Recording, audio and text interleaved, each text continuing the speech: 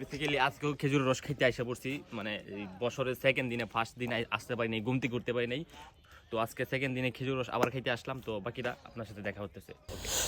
দেন তারপর চলে গেছিলাম খেজুর বাগানে। জানি না আমরা যে জায়গায় খেজুরের রস খাই সেখানে প্রায় 60 থেকে 70টা খেজুরের গাছ রয়েছে, আর যিনি পারতেছে তিনি প্রায় 25 বছর ধরে এই জায়গায় খেজুরের রস বিক্রি করে। তো ওই জায়গায় একটা আস্তে আস্তে সবার প্রতিদিন যাই দেখি প্রায় 70 থেকে 80 জন মানুষ দাঁড়ায় থেকে সিরিয়ালে খেজুরের রস খাওয়ার জন্য। দেন তারপরে আমি 1 ফুটা খাইছি খেজুরের গাছ থেকে।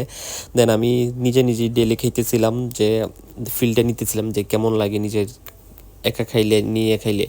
দেন তারপরে টেস্টটা দেখলাম, না অনেক তাজা, অনেক সতেজ। আগের থেকে আস্তে আস্তে মিষ্টি হইতেছে খেজুরের রসটা। যত দিন যাবে তত দিন পরে নাকি মিষ্টি হবে, আর যত কুয়াশা আর তত খেজুরের রস নাকি বাড়ে। দেন আজকে বছরের প্রায় 4বার রস খাওয়া শেষ আমাদের। তো আজকে নেওয়া হয়েছিল 5 লিটার অলরেডি খাওয়া শেষ। লাস্ট গ্লাস আমি নিতেছি, অনেকগুলো খাইছি, ভালো লাগতেছিল। আজকেরটা অনেকটা মিষ্টি, কারণ যত দিন যাইব তত খেজুর রসটা মিষ্টি হইব। প্রথম তো হালকা হালকা ছিল, এখন মিষ্টি হইব।